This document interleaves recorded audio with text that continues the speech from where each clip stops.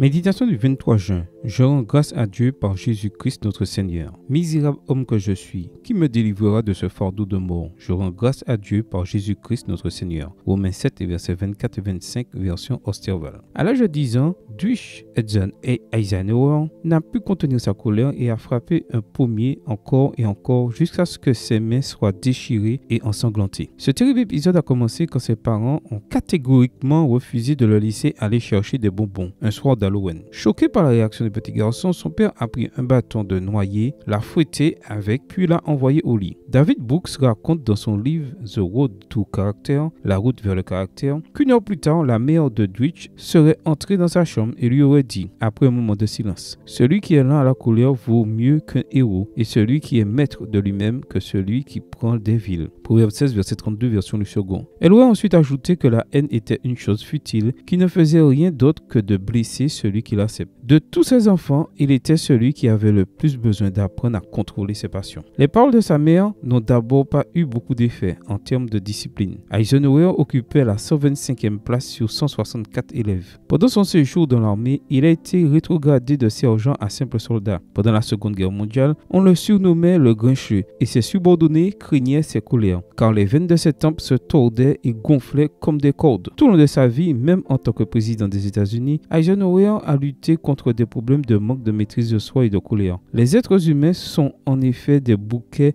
d'imperfections et de contradictions, combattants d'une bataille et dont nous faisons également partie, contre l'ennemi que nous devons vaincre. N'avons-nous pas vu la colère et d'autres passions débridées lutter en nous et nous vaincre? Comme Paul, nous avons crié à plein poumon, « Misérable homme que je suis, qui me délivrera de ce fardeau de mort ?» Eisenhower luttait contre un péché qui l'empêchait de conquérir sa propre âme. C'est pareil pour vous et moi. Alors, comme l'apôtre, proclamons, grâce soit rendue à Dieu par Jésus-Christ notre Seigneur. Il peut en effet nous délivrer de la colère et de tout ce qui veut nous contrôler. Amen. Bonne journée à vous et que le Seigneur vous bénisse.